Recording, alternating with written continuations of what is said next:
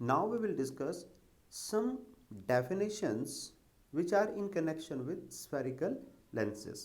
हमने spherical lenses देख लिए कि भाई मेजरली हमारे पास जो यूज़ करने हैं हमें या थियोरेटिकली यहाँ पे स्टडी करने हैं उसमें दो हैं, कॉन्वेक्स और कॉन्केव। अब हमें उनसे रिलेटेड कुछ टर्मिनोलॉजी हैं, कुछ टर्म्स हैं जिनको हमें अंडरस्टैंड करना है और ये देखना है कि जब ऑन पेपर हम लेंस या उसके प्रिंसिपल एक्सिस को ड्रॉ करेंगे तो वो चीज़ें हमारी कहाँ कहाँ पे आती हैं। उसमें से फर्स्ट है सेंटर ऑफ कर्वेचर। जैसे मिरर का सेंटर ऑफ कर्वेचर होता था, ऐसे ही लेंस का भी सेंटर ऑफ कर्वेचर होता है। The centre of curvature of surface of lens is the centre of sphere of which it forms a part. देखिए लेंस में आपके दो पार्ट होंगे, एक पार्ट ऐसे होगा और एक पार्ट आपके पास ऐसे होगा। तो ऑब्वियस सी बात है कि ये अभी आगे डायग्राम आएगा कि इस तरीके से कटा हुआ होगा किसी स्फीयर से और इधर वाला पार्ट किसी दूसरे स्फीयर से कटा होगा। तो इसका सेंटर होगा ऑप्टिकल सेंटर इधर की तरफ कहीं और इस वाले का इधर की तरफ सेंटर होगा कहीं। तो हम कह सकते हैं कि लेंस के दो ऑप्टिकल सेंटर होते हैं C1 and C2। Because a lens has to surfaces so it has two centres. दो सरफेस हैं तो दो ही सेंटर होंगे क्योंकि दो स्फीयर से मिलकर ही बना है वो lens. In figure A and B point C1 and C2 are the centre of curvatures. ये देखिए ये है ना डायग्राम आपका ए, तो यहाँ पे ये है हमारे पास सेंटर ऑफ कर्वेचर। इस वाले स्फीयर से आपका ये वाला पार्ट बना है और इस वाले स्फीयर से आपके ये वाला पार्ट बना है। तो ये वाले का सेंटर ऑफ कर्वेचर ये हो गया और इस वाले का सेंटर ऑफ कर्वेचर आपका ये हो गया, तो C1 C2। अब है radius of curvature. Centre of curvature आपने देख लिया, radius of curvature. The radius of curvature of the surface of a lens is the radius of sphere of which the surface from a part R1 and R2 in the figure A. B नहीं लिया हमने, वो convex के लिए, concave के लिए represents radius of curvature. देखिए आपने यहाँ पे ये पॉइंट बनाया, ठीक है, इस पॉइंट से ऑप्टिकल सेंटर ये वाली जो डिस्टेंस है आपके पास, इसे आप क्या बोलोगे, रेडियस ऑफ कर्वेचर। मतलब यहाँ से बना हुआ है ये चीज़, ठीक है। तो ये आपका क्या बन जाएगा, radius of curvature.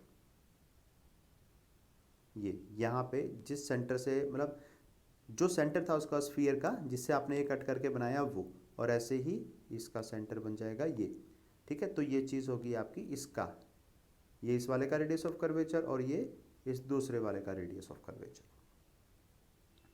Principal axis, it is the line passing through the two centres of curvature C and C2 of the lens. ये दो आपके सेंटर ऑफ कर्वेचर हो गए, इनसे पास होने वाली जो लाइन है उसे हम क्या बोलेंगे, प्रिंसिपल एक्सिस। अब हम बात करते हैं ऑप्टिकल सेंटर की। If a ray of light is incident on lens such that after refraction through the lens the emergent ray does not change its path. आपको याद है कि आपके पास एक ऐसा पॉइंट होता था मिरर के अंदर भी जिससे लाइट जाती थी तो अपना पाथ चेंज नहीं करती थी, वापस वैसे ही आ जाती थी। यहाँ पे भी हमारे पास एक ऐसा पॉइंट है जहाँ से लाइट जाएगी तो वापस तो नहीं आएगी क्योंकि रिफ्लेक्शन नहीं हो रहा है, रिफ्रैक्शन हो रहा है, but as it is pass हो जाएगी without any bending and that point will be known as optical centre. Then the point at which the refracted ray intersect the principal axis is called optical centre of the lens. यानी कि जब lens में, यहाँ पे देखिए ये, अगर यहाँ पे लाइट फॉल होती तो वो एज इट इज़ ऐसे ही निकल जाती, ये लाइन सीधी नहीं बनी है बट सीधी जाएगी ऐसे, तो उस पॉइंट को हम कहेंगे optical centre. In figure O the optical centre of the lens, O दिख रहा है वहाँ पे, it divides the thickness of the lens in the ratio of radii of curvature of its two surfaces. देखिए इस वाले डायग्राम में तो दोनों की रेडियस ऑफ कर्वेचर सिमिलर है क्योंकि दोनों क्या हैं, जो हमारा लेंस है वो बाई कॉन्वेक्स है, ठीक है। लेकिन अगर बाई कॉन्वेक्स ना भी हो तो उस केस में ये हो सकता है कि आपका जो रेडियस है वो दोनों के डिफरेंट डिफरेंट हो, तो आपको रेशो ले लेना है OP1 upon OP2, OP1 upon OP2 is equal to P1C1 upon P2C2, P1C1 upon P2C2। Is equal to R1 upon R2, जो रेडियस ऑफ कर्वेचर है आपके पास. If the radii of curvature of the two surfaces are equal then optical centre coincide with the geometrical centre. तो जो geometrical centre है इसका, ये वाला चीज़, तो वो उससे मैच करेगा. लेकिन अगर दोनों अलग अलग हैं, मान लो एक आपका कॉन्वेक्स है, दूसरी प्लेन है, या ऐसा कुछ है, मतलब बाई कॉन्वेक्स नहीं है, तब ये चीज़ आपकी हो सकता है कि ऑप्टिकल सेंटर आपका ज्योमेट्रिकल सेंटर से लेंस के मैच ना करे. जैसे कि यहाँ पे देखिए, ये इसका ऑप्टिकल सेंटर है, यहाँ से लाइट रे गई और एज इट इज़ निकल गई. ऐसे ही कॉन्वेक्स में है, ऐसे लाइट रे गई और आपकी एज इट इज़ निकल गई. For a ray passing through optical centre the incident and emergent rays are parallel. जो इंसिडेंट रे होगी आपकी और इमर्जेंट रे भी होगी, क्या होंगी? Parallel. However the emergent ray suffers some lateral displacement relative to the incident ray. The lateral displacement decreases with decrease in thickness of the lens. Lens की थिकनेस आपकी जितनी ज़्यादा होती जाएगी उसी हिसाब से आपका लेटरल डिस्प्लेसमेंट भी चेंज होता जाएगा. Hence a ray passing through the optical center of a thin lens does not suffer any lateral deviation. ये जितनी भी बातें हमने की हैं ये किसके बारे में हैं? These all are related to only thin lenses. अगर आपकी लेंस की थिकनेस बहुत ज़्यादा हो जाएगी तो उसके लिए ये चीज़ें आपकी वेरी करेंगी. Now will talk about principal foci. अब देखिए, ये जो फोकाई है ये बेसिकली टू फोकसेस की बात हो रही है. किसकी बात हो रही है? दो फोकस की हम बात कर रहे हैं, क्योंकि लेंस में आपने देखा कि दो रेडियस ऑफ कर्वेचर हैं, तो आपके फोकस भी दो होंगे. एक प्रिंसिपल फोकस होगा जिसको फर्स्ट बोलेंगे, फर्स्ट प्रिंसिपल फोकस, और फिर सेकंड प्रिंसिपल फोकस. ये आपके पास एक कॉन्वेक्स लेंस है, ये आपके पास एक कॉनकेव लेंस है. It is a fixed point on the principal axis such that rays starting from this point. अगर इस पॉइंट पे कोई आपका ऑब्जेक्ट रखा है या लाइट का सोर्स रखा है तो उससे जो रेज निकलेंगी या कैंडल रखी हुई है इन कॉन्वेक्स लेंस और appearing to go out towards this point concave lens. जैसे देख रहे हो कि अगर आपके पास मान लो ये फोकस इधर होता तो जो लाइट रे आपकी पैरेलल आ रही हैं, यहाँ पे क्या हो रहा है? पैरेलल आ रही हैं, तो वो कहाँ से जा रही हैं? बाद में रिफ्रैक्शन होने के बाद फोकस से होके जा रही हैं. ठीक है. और अगर ऐसा होता कि यहाँ फोकस पे रखी होती तो फिर रिफ्रैक्शन के बाद आपकी कहाँ चली जाती? पैरेलल. मतलब अगर पैरेलल आ रही हैं लाइट रेज तो यहाँ से होके जाएंगी, और अगर इधर से आ रही होती तो फिर ये आपकी इधर ऐसे पैरेलल हो जाती. ये कहना चाहता है. और इसमें तो आपको पता ही है कि कॉन्वेक्स और कॉनकेव का उल्टा ही चलता है. इसमें ऐसा लग रहा है कि ये शायद फोकस से आ रही हैं, मतलब अगर ऐसे ही सीधी जाती रहती तो फोकस से जाती, बट रिफ्रैक्शन की वजह से क्या हुआ? ये इस तरफ चली गई है. और अगर ये लाइट रे इधर से आ रही होती तो फिर क्या होता? ये ऐसे डाइवर्ज हो जाती है हमारी बाहर की तरफ, ऐसे डाइवर्ज होती कि पीछे एक्सटेंड करने से ये ऐसा लगता कि फोकस से आ रही है हमारे पास. It is represented by F1 और F.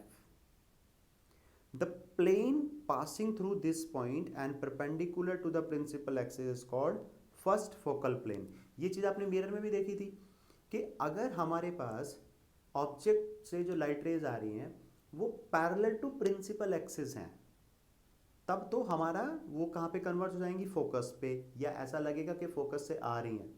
बट अगर लाइट रेज एक दूसरे के पैरेलल हैं, प्रिंसिपल एक्सिस के पैरेलल नहीं है, तब वो एक ऐसा प्लेन होगा जो परपेंडिकुलर होगा प्रिंसिपल एक्सिस के, और फिर वो उस फोकल प्लेन में कहीं पे भी कन्वर्ज हो सकती हैं.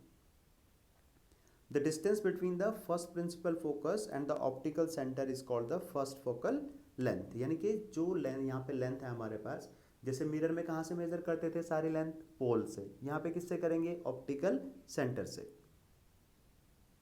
अब बात करते हैं सेकंड प्रिंसिपल फोकस की. भाई देखो, आपके पास दो सरफेस हैं, दो रेडियस ऑफ कर्वेचर हैं, दो सेंटर ऑफ कर्वेचर हैं, तो फोकस भी आपके दो ही होंगे.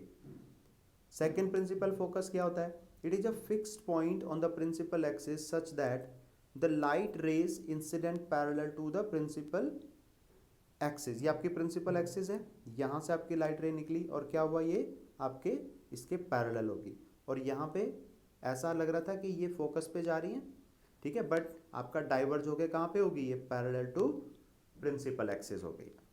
After refraction through the lens either converge to this point in convex lens, convex lens में क्या होगा, वो कन्वर्ज हो जाती हैं, और appear to diverse from this point in concave lens, यहाँ पे आपकी डाइवर्स हो रही है। ये आपके फर्स्ट प्रिंसिपल एक्सिस है, और ये जो है आपके पास ये क्या है, ये सेकंड प्रिंसिपल एक्सिस है, ठीक है। ये जो डायग्राम है आपके ये इंटरचेंज हो गए, ये सेकंड प्रिंसिपल एक्सिस है, सेकंड है ये दोनों, और ये जो है यहाँ पे ये आपके फर्स्ट प्रिंसिपल एक्सिस है।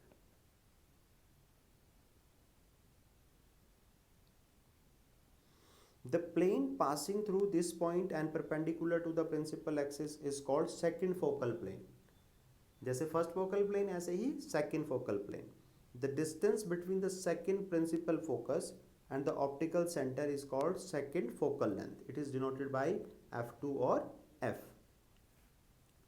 अब देखते हैं कि जनरली किसको हम प्रिंसिपल फोकस अज्यूम करते हैं कौन से लेंस में। Generally the focal length of a lens refers to its second focal length, और सेकंड फोकस कहाँ है आपका, ये वाले के केस में कॉनकेव में, कॉन्वेक्स में आपका फोकल लेंथ किधर होता है, सेकंड इधर, और कॉन्वेक्स में दूसरी side. The focal length of convex lens is taken as positive, क्योंकि आपको पता है ऑप्टिकल सेंटर इधर है, तो इससे राइट हैंड साइड में जितनी डिस्टेंस मेजर करेंगे वो क्या लेंगे, पॉजिटिव। और जो आपका कॉन्वेक्स होगा उसके केस में उल्टा हो जाएगा, कि आपका इस तरीके से है, तो इसका जो सेकंड फोकस है वो इधर पड़ेगा ऐसे करके, तो यहाँ पे इसकी जो फोकल लेंथ होगी वो क्या होगी, नेगेटिव। तो हम ये लिख सकते हैं कि F of concave lens is negative.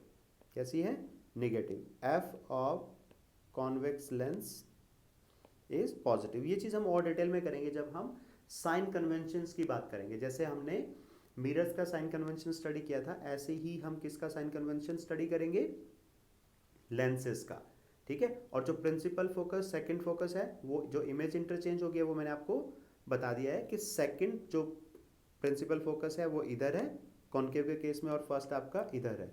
ऐसे ही इसमें है सेकंड इधर और फर्स्ट इधर और सेकंड इधर, दोनों का उल्टा है।